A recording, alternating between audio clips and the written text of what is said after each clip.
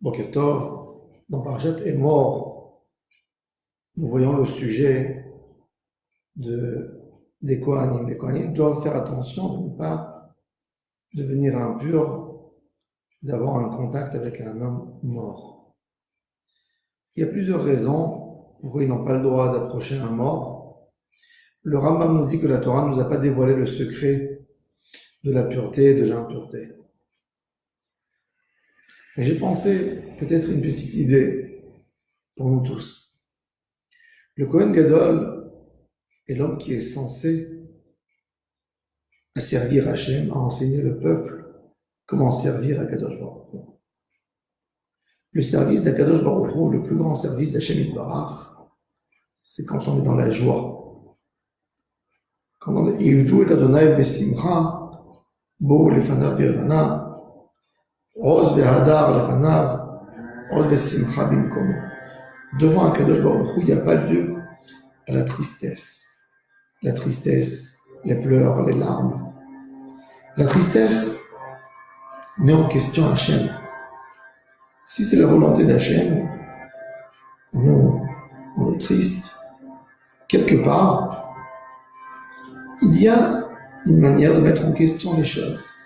Quand quelqu'un fait un deuil ou exagère dans son deuil, il remet en question le comportement d'Akadosh Baruch Hu. Le Kohen Gadol et le Kohen Idiot, qui sont censés nous réveiller, à nous rapprocher vers Akadosh Baruch Hu, ne doivent pas être liés à aucun cas de tristesse, car la tristesse remonte des questions contre Hachem. Et c'est pour cela que le Kohen n'a pas le droit de s'approcher d'un mort, sauf les 7 proches, parce que c'est des gens très proches de lui dans la famille, pour l'honneur de la famille, etc. Comme que la Gemara dit qu'il y a un débat. Est-ce que l'honneur qu'on fait pour les morts, c'est l'honneur des vivants ou l'honneur des morts? Est-ce qu'on respecte le mort ou on honore la famille, les gens qui sont proches? Yikara de Haye ou Yikara de Shirve. Et la Gemara dit en conséquence que c'est Yikara de Haye. C'est le respect et l'honneur des hommes vivants.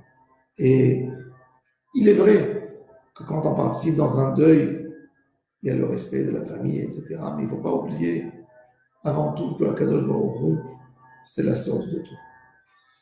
Le Sefer HaChinuch nous explique que pourquoi le Kohen doit devenir impur pour les 7 proches. Il n'a pas le droit de devenir impur pour n'importe quel mort, mais pour les 7 proches, il est obligé de devenir impur. Alors il nous dit, le Sefer HaChinuch, que nous, les Juifs, on y croit à 100% que tout vient d'Hachem Yitbarach. Et on sait une autre chose, que quand quelqu'un entend une mauvaise nouvelle, quelque part il a quelque chose à réparer. Autrement, Akadosh Baruch Hu ne lui aurait pas fait entendre une mauvaise nouvelle.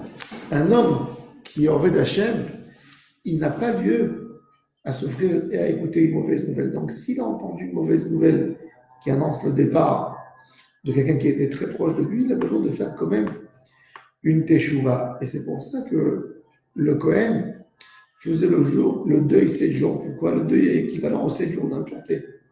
Et dans ces jours, il est en train de penser et de voir qu'est-ce qu'il a à réparer dans sa foi, qu'est-ce qu'il a à réparer dans la Emouna. Quand des gens passent dans la vie un moment très douloureux, où ils se séparent d'un homme très proche, ça demande à faire une réflexion sur la vie.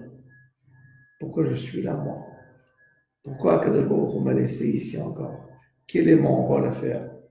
Shlomo HaMelech dit Tov lechet el bet evel milechet el bet mishte ve'achai tedeli. Vaut mieux aller dans une maison de deuil que dans une maison de festin. Pourquoi? Parce que dans une maison de deuil, tu te fais la réflexion. Pourquoi je suis là? Les hommes dans ce monde, chacun a des programmes. Si on regarde les programmes minimum pour 200, 300 ans, ils pensent que la vie n'est pas limitée. Notre vie, c'est quelque chose de très précieux.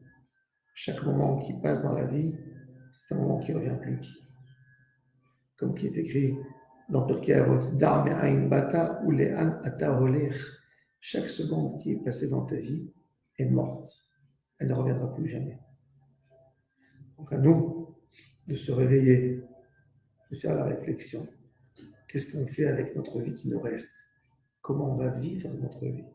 Comment on va l'exploiter dans la Torah, dans les mitzvot et dans les maasim? Quelqu'un qui a cette réflexion, c'est lui la vraie personne qui est vivant, qui est dans sa vie. Amen. Amen.